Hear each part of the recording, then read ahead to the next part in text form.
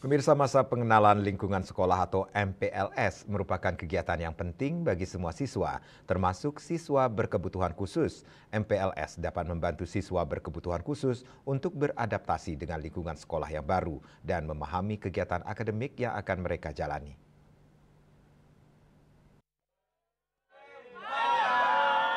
Sekolah luar biasa Susrusa Denpasar melaksanakan MPLS yang diikuti para siswa baru TK kelas 7 dan kelas 10. MPLS ini diisi dengan kegiatan yang menyenangkan agar tidak membebani mental anak-anak. Kepala SLB Susrusa Denpasar berharap MPLS ini mampu memberikan wawasan tentang lingkungan sekolah dan mendorong siswa bersosialisasi dengan teman-teman barunya. Hal ini sangat penting dilakukan terlebih siswa yang diterima memiliki ketunaan yang berbeda-beda, baik itu tunarungu, tunadaksa, tunagrahita maupun lainnya. Para guru harus kontinu memperkenalkan lingkungan sekolah serta sarana dan prasarana yang ada. Selain MPLS juga dilaksanakan asesmen terhadap para siswa agar guru dapat membuat perencanaan pembelajaran yang lebih mengkhusus sesuai dengan kebutuhan anak.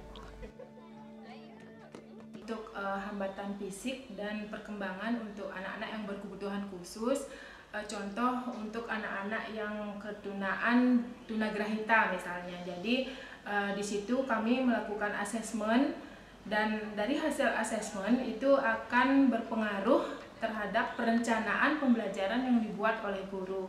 Jadi mungkin perkembangannya nanti tidak akan sama dengan anak-anak yang tidak memiliki ketunaan yang sama seperti itu. Jadi nanti perencanaan pembelajaran pun akan berbeda dengan anak-anak yang memiliki kebutuhan khusus yang lebih khusus lagi.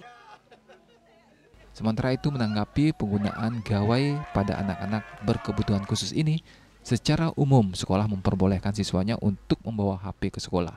Namun HP hanya digunakan saat siswa mendapat pelajaran yang memerlukan penggunaan teknologi dengan tetap melakukan pengawasan dan kontrol terhadap siswa.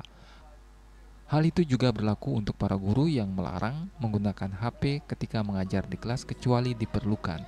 Dewi Suarini, Balik TV.